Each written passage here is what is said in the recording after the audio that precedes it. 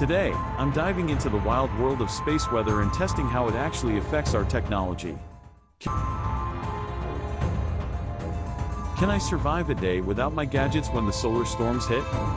Space weather is a critical issue that affects us all, whether we realize it or not. It's a term used to describe the dynamic and variable conditions on the sun, solar wind, and Earth's magnetosphere that can impact our planet's magnetic field, radiation, and upper atmosphere.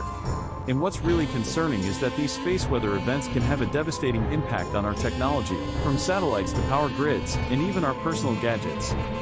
Solar flares and coronal mass ejections are two of the most significant space weather events that can cause chaos on Earth.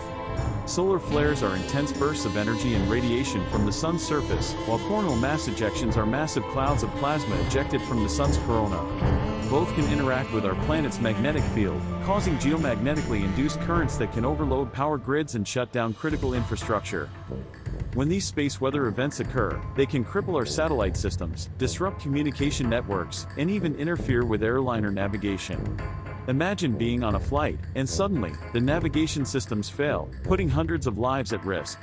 It's a daunting thought, and it's not just a hypothetical scenario, it's a real threat.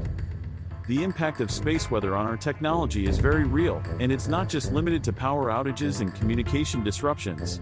It can also cause errors in our GPS systems, affect the performance of high-frequency radio communications, and even disrupt the operation of our daily financial transactions. The list goes on, and it's a sobering reminder of just how vulnerable our technology is to the whims of space weather. On March 13, 1989, a severe geomagnetic storm caused by a solar flare and coronal mass ejection combination struck Quebec, Canada, leaving millions of people without power for up to 9 hours. The incident came to be known as the Quebec blackout, and it was a wake-up call for the world.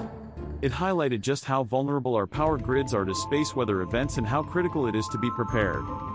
The 1989 Quebec blackout was a disaster, but it could have been much worse.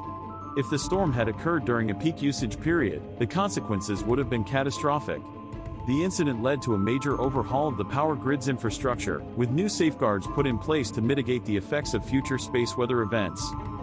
The Quebec blackout is a stark reminder of the importance of monitoring space weather and being prepared for its impacts. It's not just about being aware of the risks, it's about taking proactive steps to protect our technology and infrastructure.